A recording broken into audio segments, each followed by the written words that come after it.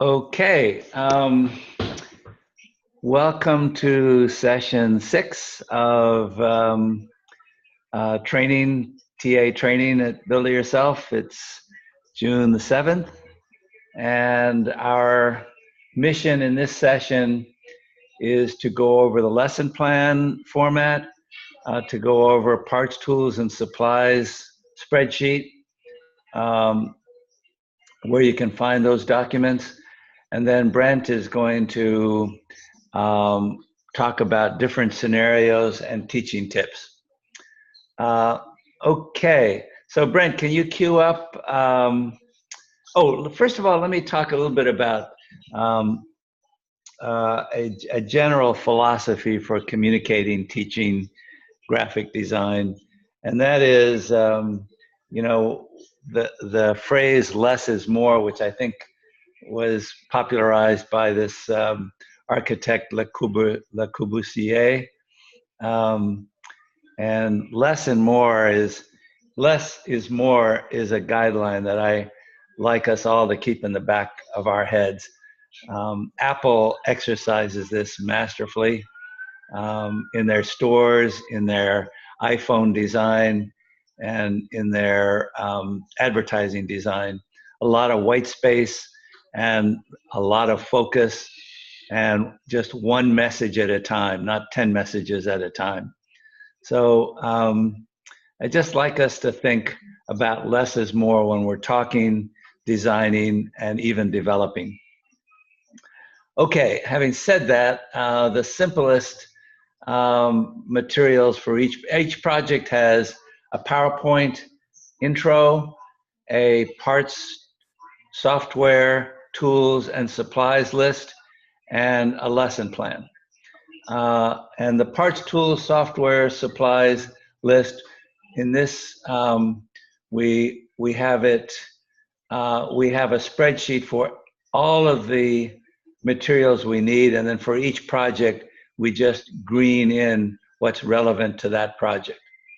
And you can generally find this, the lesson plan and this supplies list at, if we go to buildityourself.com, great.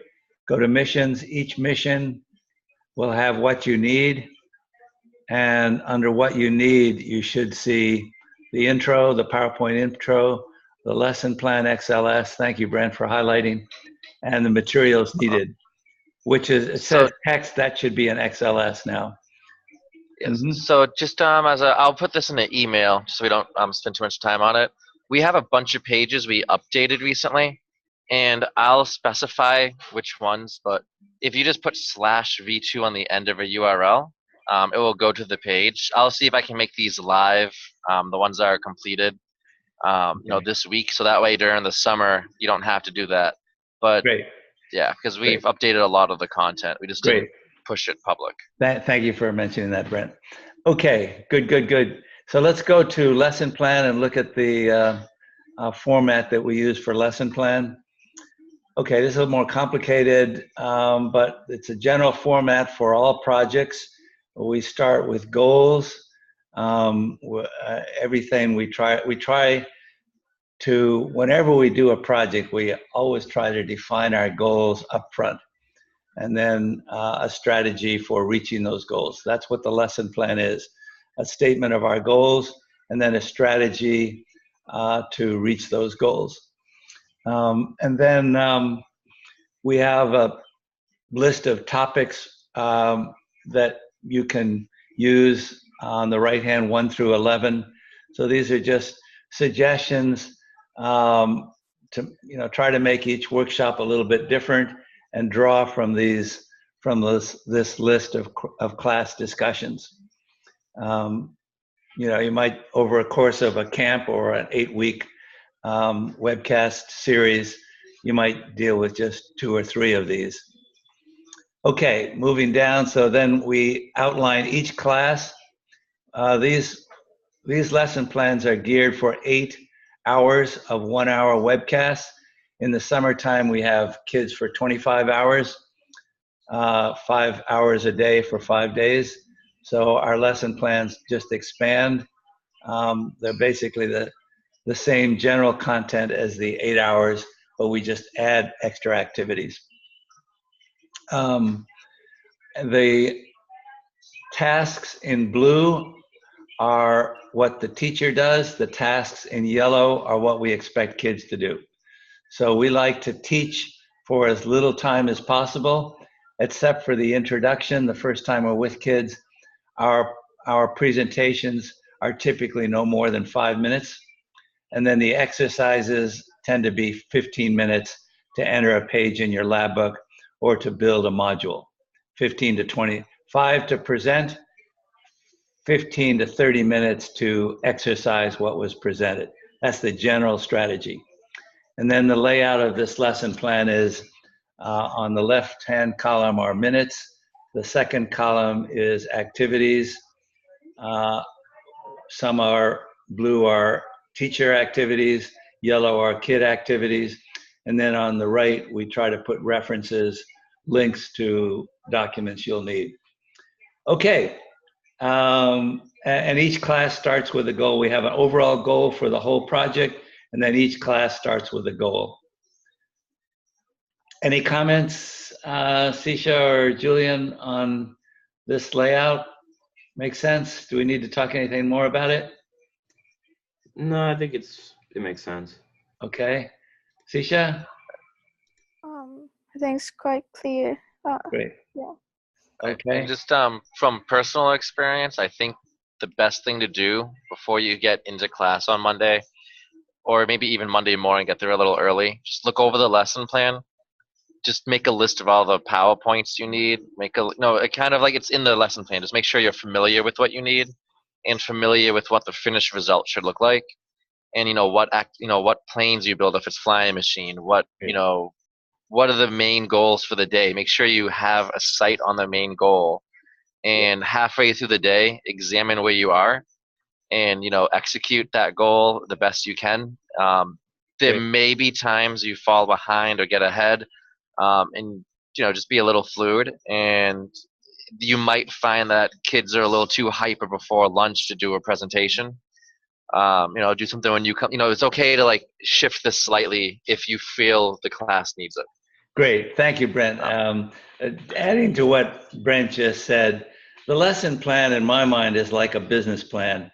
You make your best effort to try to predict what's going to happen. Almost never is a business plan word for word executed. Same with this lesson plan. As Brent said, almost always will flex. And in fact, we encourage workshop leaders to take liberty with this lesson plan. If you can see a better way to do it or a different, way you want to present something, you should feel free to exercise that license. I have a personal story that can back that. Yeah. When I teach web development, if the class is super bright and on the first day they seem like so skilled using the template file, what I'll do with them in the past is I've actually had kids write their own code rather than using the template, make sure they know what each element does, use PowerPoint to make a mock-up, slice it up in the GIMP photo editor, and program a website like that versus just using a template. But if I see even one kid who's going to need the template, our goal is to do project-based learning, and we need to teach to what we promised in the brochure. And if we do something advanced and we even leave one kid behind and we did something outside of what we're supposed to do, that's not necessarily going to be acceptable by that kid's parents or maybe even by the school's metrics. Well, so those times I'll default immediately to the templates, and there are times where I start with something more custom because the kids seem advanced and I see one group fall behind or something.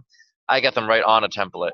So like I try and gauge it, and then when kids are getting too far ahead, I'll take one set of kids and make them help the others, and that kind of gets into some of the survival stuff. But I mean, even just within that one type of plan, I know the kids need certain knowledge. How does the internet work?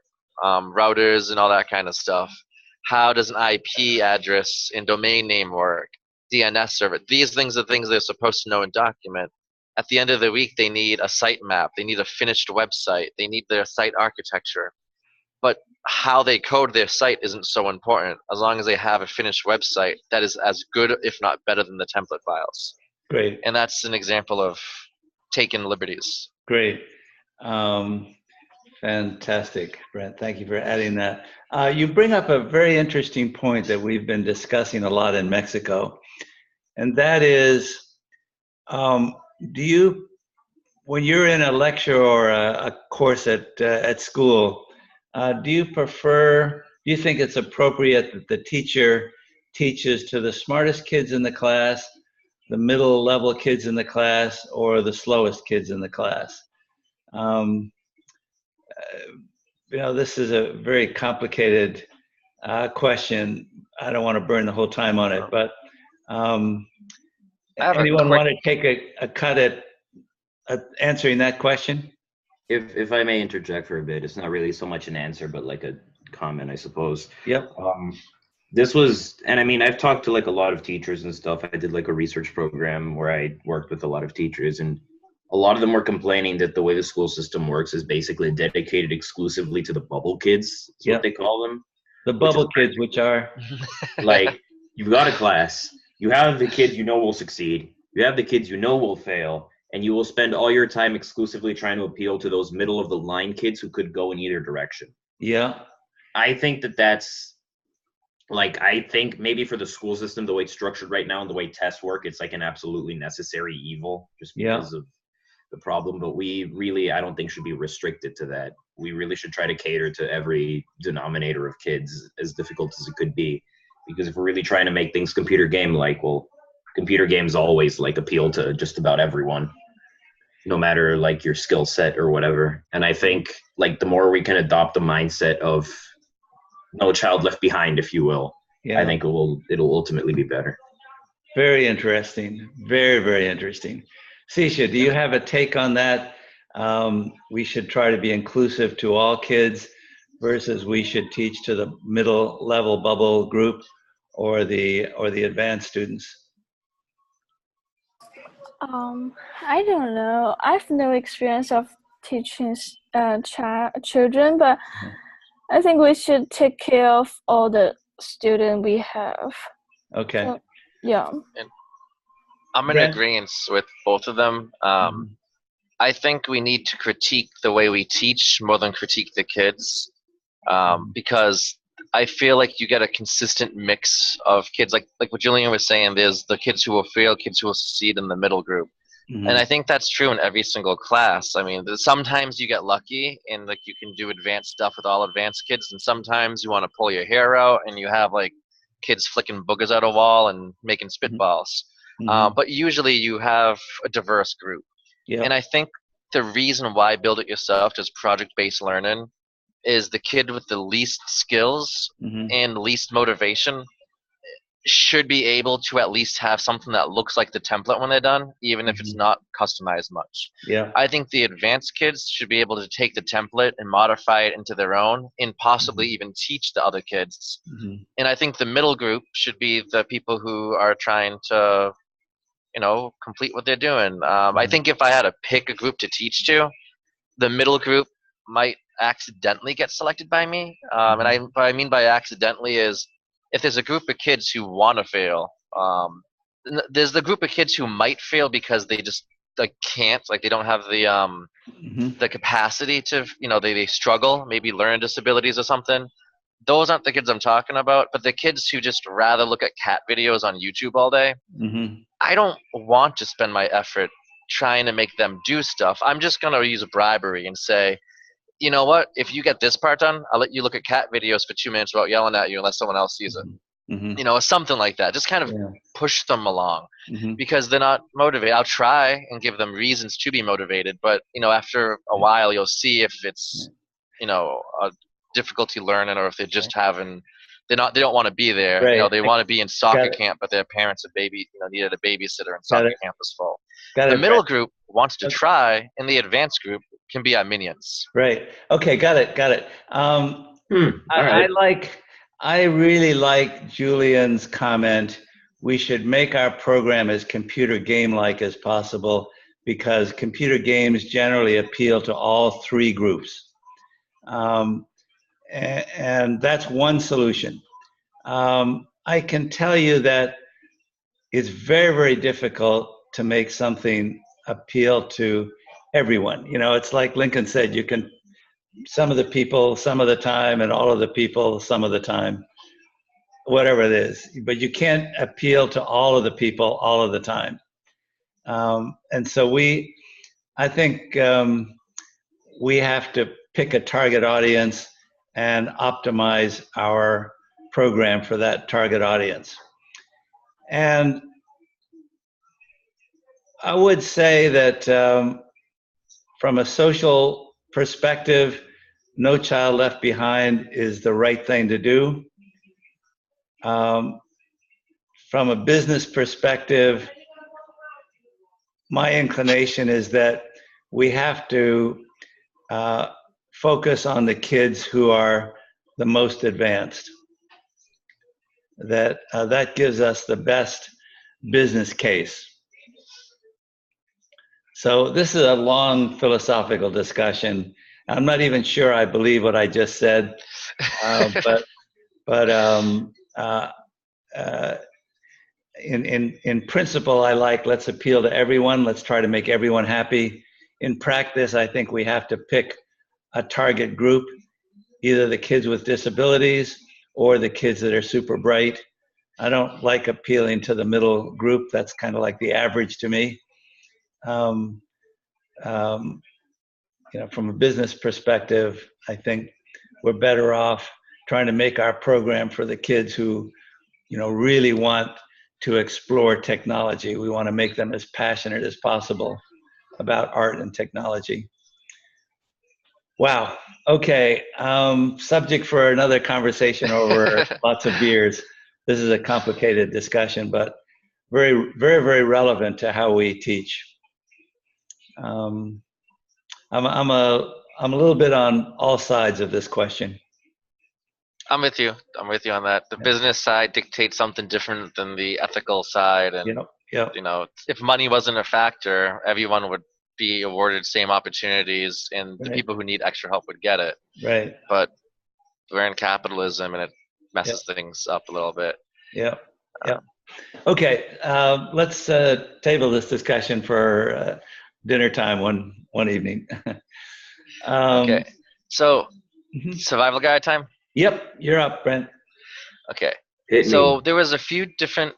What was that, Julian? Hit me. Okay. Hit me with a survival guide. All right. Good. It's like, we need this.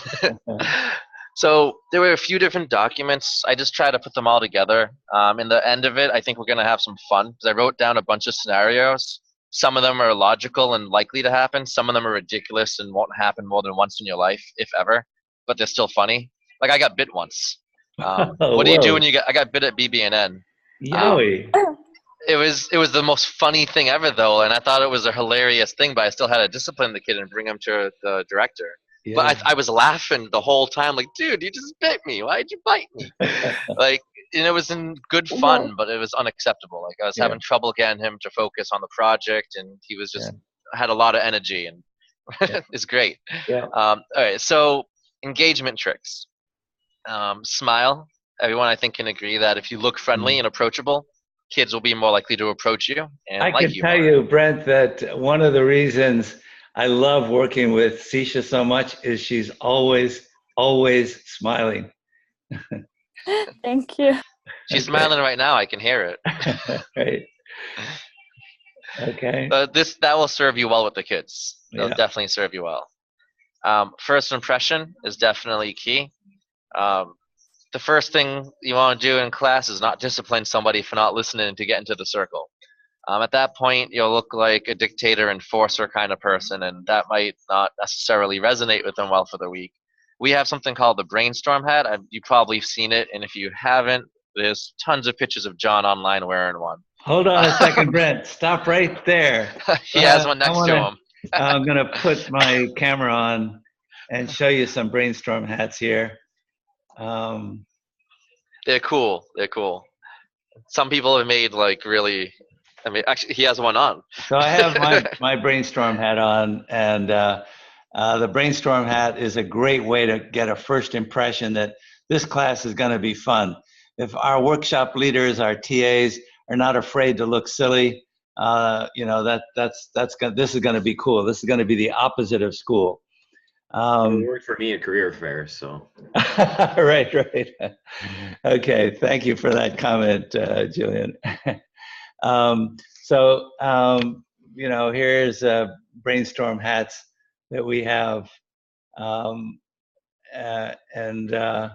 you know, they're made from junk, and they're very playful, and they have graffiti expressions on them. There's some brainstorm hats in the back of the room there. So brainstorm hats are a kind of symbol, or yeah, they're part and parcel of build it yourself. Cuckoo birds and brainstorm hats are kind of the you know, the build it yourself logos. And the whole idea is, if you're afraid to look silly, it's very, very difficult to learn. If you're afraid to sound dumb, it's very difficult to learn a language. So we want to get kids free, and we want to get that first impression right up front. This is going to be fun, guys. Sorry for interrupting so much, Brent. Not abiding by my less is more principle. This is better than me looking for a picture of you on the Build It Yourself site. This is interactive.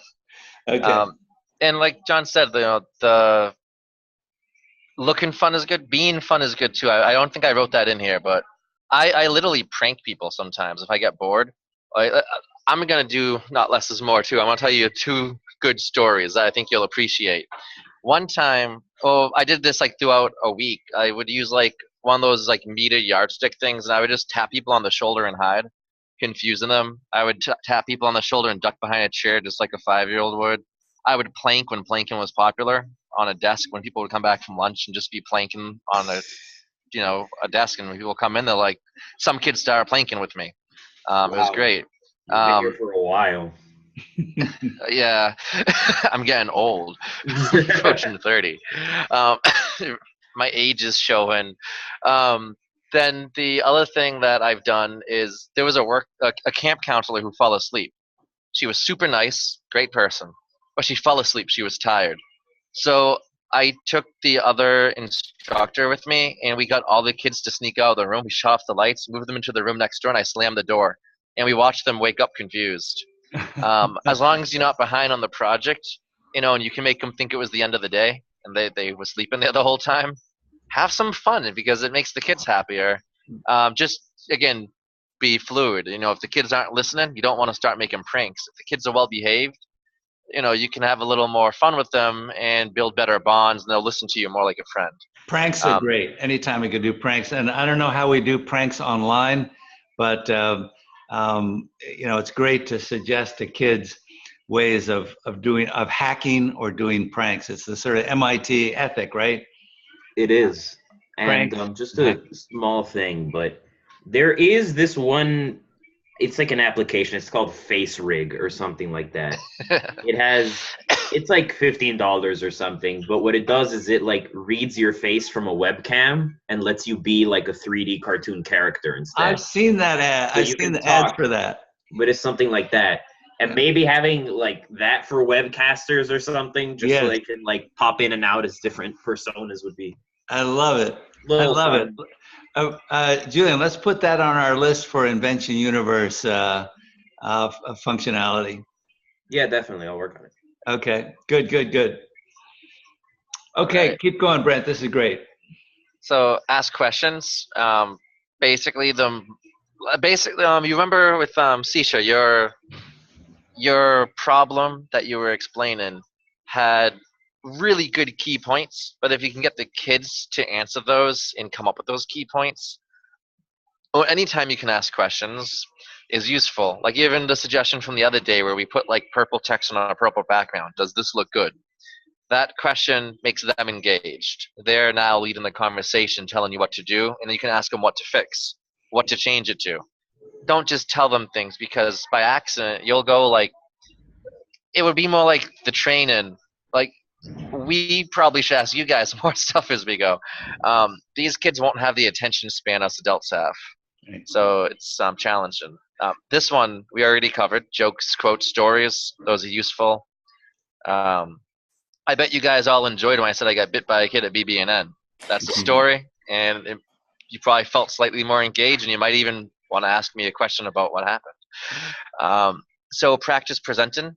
Yeah, the more you know, the better, and that's why I want to send you guys out the specific finished lab books and suggest reading through the lesson plans, familiarizing yourself with all the PowerPoints associated. If you haven't seen something you're about to teach, you will be so confused. I'm guilty of this. I've used the projectware page a lot, and the first training when I went to look at the projectware page, I haven't looked at it in like a year or two because I just click on the things I need, and I felt unprepared, and it made me feel a little anxious, and I just had to work through it. But had I looked at that a half hour before the training, I would have been in a dramatically better position to lead that and say, well, the workshop leader roadmap has an old file linked to it. I'm going to update that versus saying, I don't know what this is. Be prepared. So, bottom line, Boy Scout motto, be prepared. Great. Mm-hmm. This one, I think we all know. No one wants to listen to a lecture. We want to have fun and hands-on, time. The more we learn through doing, the more fun we're probably having. Granted, you need the information to be able to build. So do the minimum amount of lecturing, max building. Great. The more relevant, cool examples we can show people, the better. If you're in Minecraft and you're about to build a roller coaster, find the most bizarre roller coaster you ever did see in Minecraft. Show them a 1-minute video. They're going to think, I want to do that. Tell them to build a roller coaster and don't show them.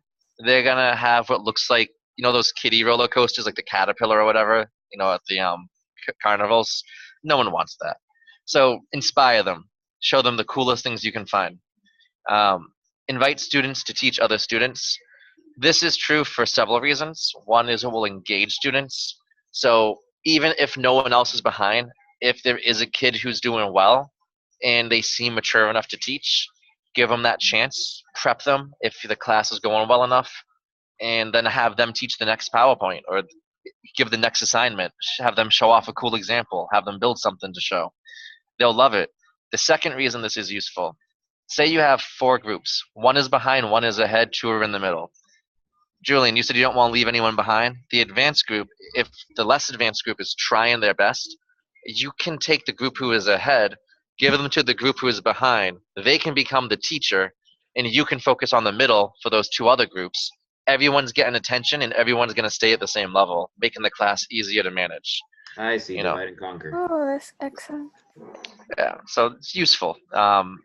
Remember, children make wonderful free workers. Divide and conquer. Divide and conquer is a nice way to summarize it. Yeah.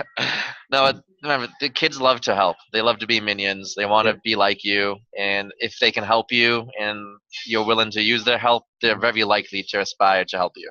We often have asked the smartest kids to be the professor for the day, and they love it. Mm-hmm. And then that makes other people want to do the same the next day. Yeah. It's bragging rights. You're the cool kid. Someone else wants to take that spot tomorrow. Yeah. Critiques. It's computer game-like. Okay. Yeah, it's the scoreboard. Yeah. Who's number 1? I want to knock down number 1. Yeah. Or I want to be number 1. Either way. Critiques are important show and tells. So at the end of every day, we should take 5 minutes, go around the room, and go computer to computer to the different teams and just kind of check everything out. Now, 2 things are going to happen. Kids who are fooling around are going to feel self-conscious. Automatically, they're going to go, wow, everyone else does something cool, I don't. I better start doing my work tomorrow. The kids who are ahead will inspire the others, and they'll have a sense of pride, and it will keep their morale up. And everyone else will kind of just have a frame of reference, and it will offer general critiques too, like, don't change this. That's perfect. Do change this. I can't read that. And that feedback every single day will assure their lab book will have clean and easy to read titles, nice imagery, all the slides will be in it. It will work really nice.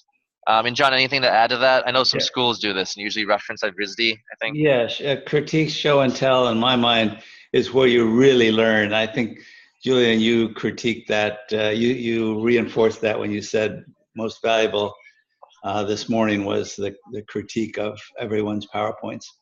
Yeah. Okay, number 11. This one is gold. No, it's not gold. It's more valuable than gold. Consider it food. um, if you have a computer game, we just mentioned the scoreboard, right? So if you have teams, like 4 teams of people, let's say 3 people in a team, write down team names. Make them name their team. First of all, that's fun. Write it up on the board or put it on a projector in a spreadsheet. Every single task for every single day, you list. Then they can come up and check it off. People will visually see other people's progress, and it will inspire them just from the sake of competition to finish first or things like that.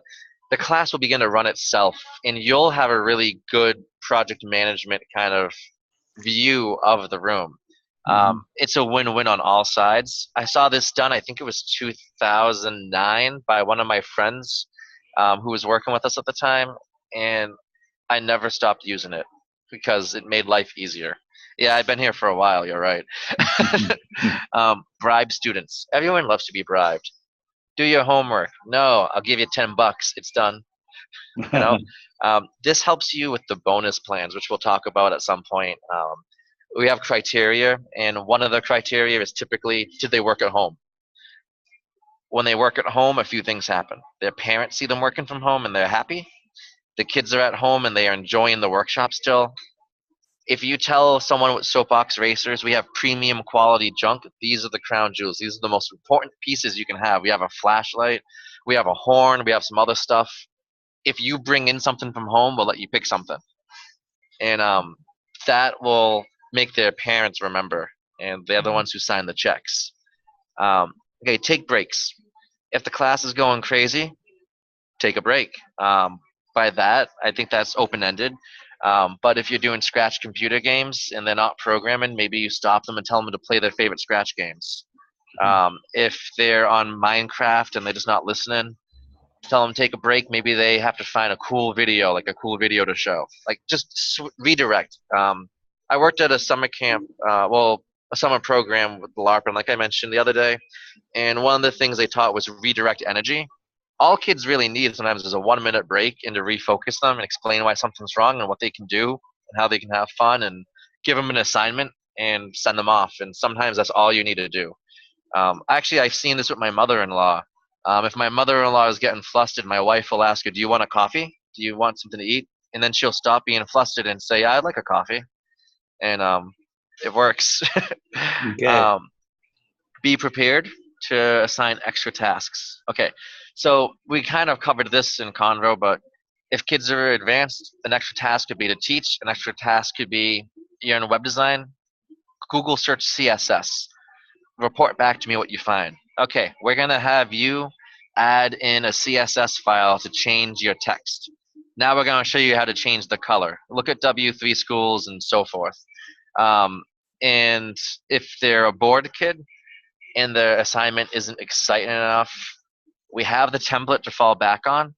But if we're programming, maybe they spend more time looking up videos. I did this once. There was a kid who just didn't care about programming.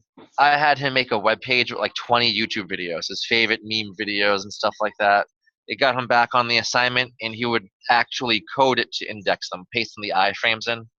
You know, that works. I mean, it's not really the assignment we want them to do, but they're still engaged. And okay, keep kids off the keyboard. I think we mentioned this. If we're presenting, everyone in the center of the room. If you can't get them in the center of the room and it's a laptop, ask them nicely once or twice and close the computer. Put it to sleep. If you're at a school where you have super user privileges like BB&N, one of their computer labs, you can pause everyone's screen so they can't use their computer. That is like God mode in a video game. It's the best. We don't always have that luxury, but the less they're at their computer when we're talking, the less distracted they'll be. And that will keep them engaged in the convo. Any feedback before we go to some survival tricks? Great. Sisha, any thoughts on these tricks before we go to scenarios? Julian? Okay, great. Brent, we got 10 more minutes or so to go through some Sounds good. scenarios. Okay. So let's pick just a few and try to get through them. Real quick, survival tricks. I'll just run through these like a bullet point. Use timeouts in research projects aggressively. If a kid's just goofing off, you can join the class when you finish a research project or related topic or something. Just kind of if someone's really making it hard, you can separate them and have them do something that they have to do to gain access back. Use the consequences aggressively. Look at the laws of the labs and the consequences. Don't let the class get divided into different projects. This is key. If you have kids in Minecraft or anything, stories or something like that, and they start trying to go in different directions and not following the tasks, you're going to have to manage 4 different classes essentially. It's not 4 different groups, it's 4 different classes at that point. And that's a challenge. Great. Brent, Monitor the use of the... Brent, excuse me, let me go back to 2. The consequences of breaking a law of the laboratory. Again, in summary, respect your teammates, respect your laboratory, and don't do stupid stuff. Those are the 3 laws of the lab. The consequences are, number 1, you get a warning. Second strike, you have to write a note, which we'll give to the program director, and they may relay it to your parents. And third time you disobey one of the 3 laws of the lab, you might get kicked off the team. So that's all summarized in this intro to BIY PowerPoint. And the kids have all agreed to that in the first 15 minutes of our camp or our workshop. Okay, Brent, moving on. Okay. So cautiously monitor the use of the internet. It's great to let them research, great to let them look up videos to help them, but that can go wrong because they might get distracted. So just make sure they're on point and focused while they're using the internet, and also check for content. Sometimes kids might watch a gaming video at Minecraft where they're building something, but you start hearing some swears. So just do your best to kind of police that situation. And the last one is be consistent. Rules should apply to everyone. Consequences should apply to everyone. If you tell one team they can look up videos on YouTube, you can't discriminate. You have to add criteria. They can do it because they finished the project, this task. If you finish this task before everyone else is done, you can do it too. Now it's like a reward, and if one person is using it inappropriately, like they're doing it when they're not supposed to, you can't. I hate when a teacher says, "Oh, now no one can do it." No, okay, you can't use it because you broke this rule. Maybe you can gain that back later. Make sure there's consistency between what you do, and don't make it unfair for others because of one group. Okay, scenarios. So I'm just going to read these, and you tell me what you think, and then we'll give you feedback. The faster we go, the more we can get through. Okay, so there's two kids from different teams who are really far ahead. They seem bored. What are you going to do? How do you manage that? Give them, go to the lesson plan and look for the list of 10 extra activities and ask them to choose for one of those extra activities. That's a good solution. Make them the professor, things like that. Yeah. Okay. A kid comes up to you. Oh, you forgot to save. Oh, okay. So you'll have no lab book now. This team has no lab book. What do you think a good solution would be if a team lost their lab book completely, a whole day's worth of work? Sisha. This happens. This happens at least once a summer. Yeah. Yeah. Maybe they should do it as an assignment today and catch up tomorrow. That works. Do it over time. Anytime you finish something, you can go back to your lab book and add in the slides you lost. That works. Do it at home, or ask a buddy who's got their lab book done if you can get a copy of their lab book. I don't know. That's not a good idea.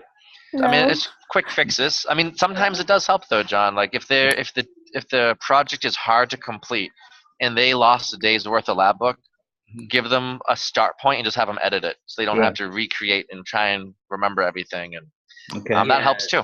Maybe get someone else's intro slides because they did it already. They just lost it, and let them fill in the rest as they're doing it now. Yeah, exactly. And then just emphasize saving to everybody at some point. Yeah, it's a good lesson. If you don't save, there's consequences for not saving.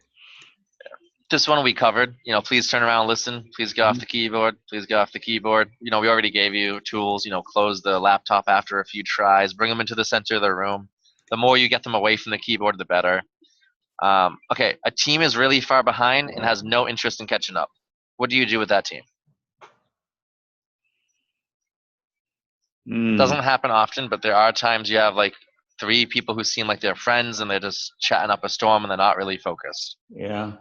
You know something? This speaks to the previous question, the 3 levels of students that we have: the bubble level, the advanced, and the the kids that are slow. My sense is that if we spend the whole class trying to address the team that just doesn't want to do anything, everyone else is going to get bored and go away. That's one of the reasons why I don't like to target, the slower kids. It just it's unfair to the other 2 groups. I'm with you. My solution for this is just use the basic template. Hey, you know what? Do at least 5 minutes worth of work right now. I'll leave you be for another few minutes. Yeah. Work with them, compromise. Be like, you don't have to care about this, but you still need to do it because your parents are going to come on Friday. Do at least the bare minimum for me, and I'll kind of, let you do what you're doing, as long as it's not inappropriate. Yeah, I think bribery could help here. Bribery could help. And also, bribery could help for sure.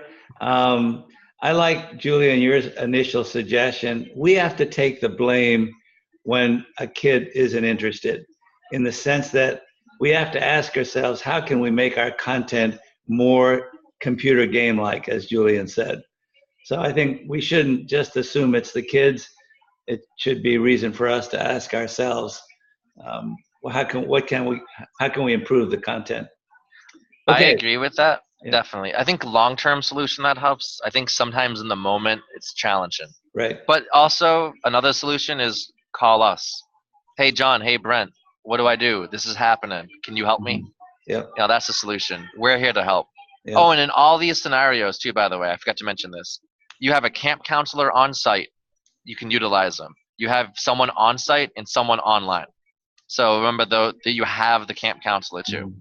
Okay, so they're bored in a presentation. Okay, kids are really bored, like a whole group, like almost the whole class seems to not be entertaining what you're doing at this point in a presentation.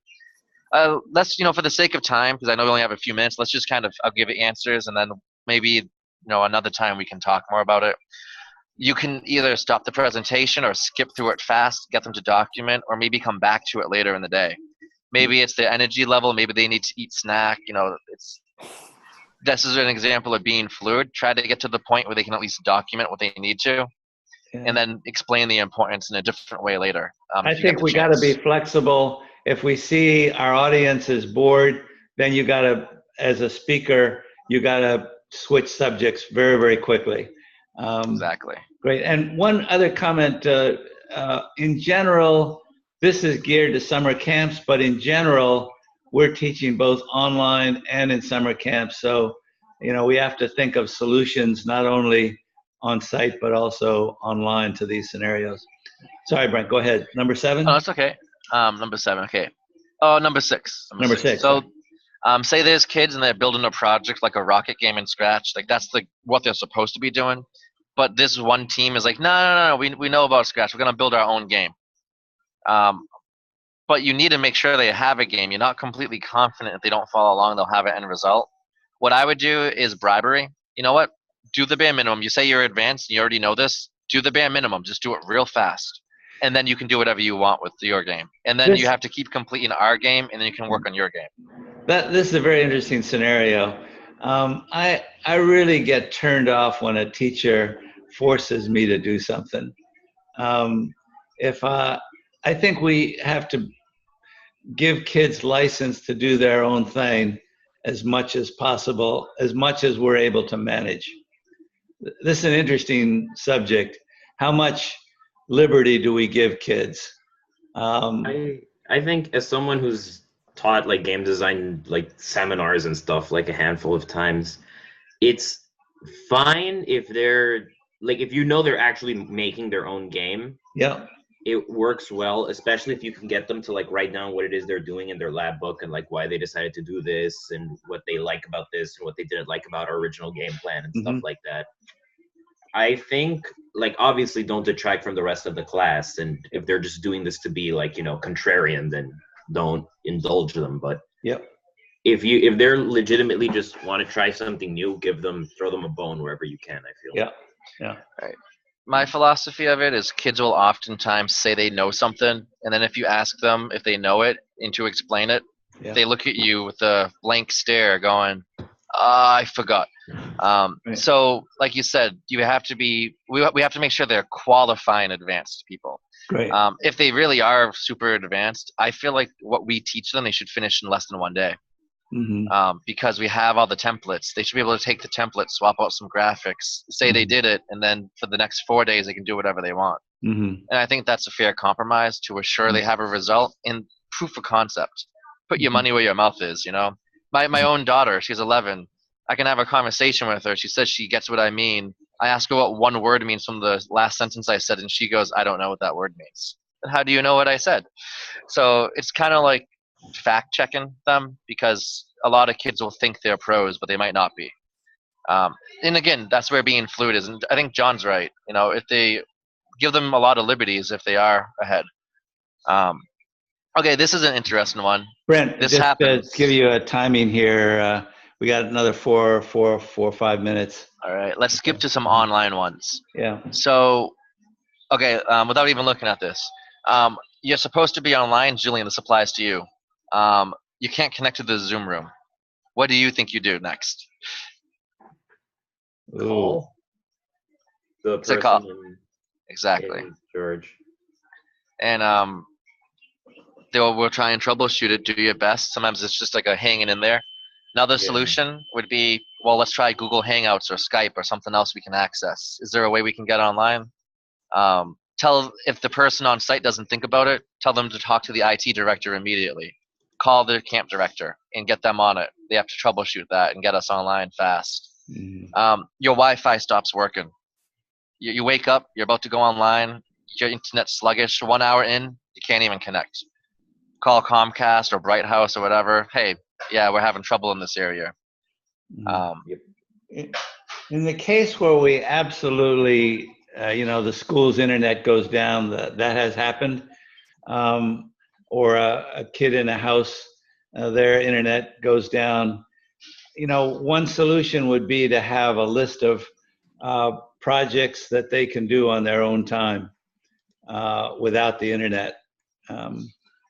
I think at the end of our lesson Minecraft plan, is a good example. At the end of our lesson plans, we have a list of projects, and we can tell kids up front, if your internet goes down, there's projects at the end of the, there's projects documented here that you could work on. Surely the internet is going to go down. We got to expect that. Yeah.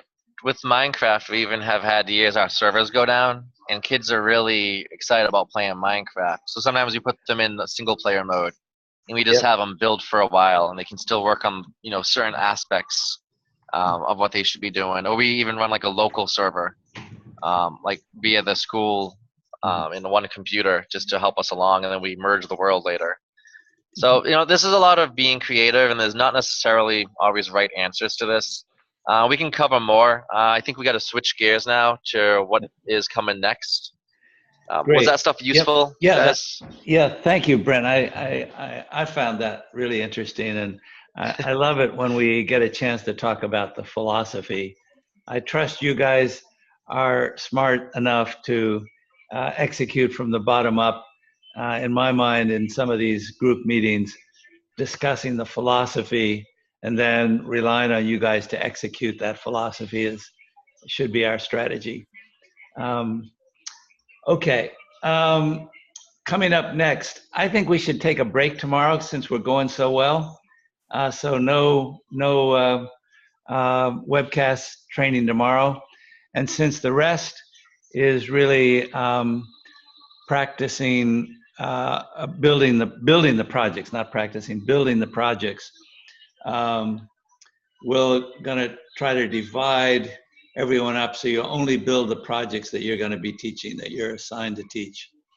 And we're going to try to work on the schedule for next week. So it's just building projects. And you'll only join the workshops, the webcasts that are geared to the projects you'll be teaching. Any comments, Brendan, Sisha, about we can execute that, do you think? Yeah. Okay. I think so. Okay. All right, Julian, thanks for hanging in there. And you'll hear from us in an email about the next session. No sessions tomorrow. Okay, sounds good to me. Great. See you guys. Bye, Julian. Bye. Thanks for your input. Bye-bye. Oh, and John, you can stop recording just so it doesn't. Oh, if thank we you. debrief, Okay. doesn't So go I so know long. we had.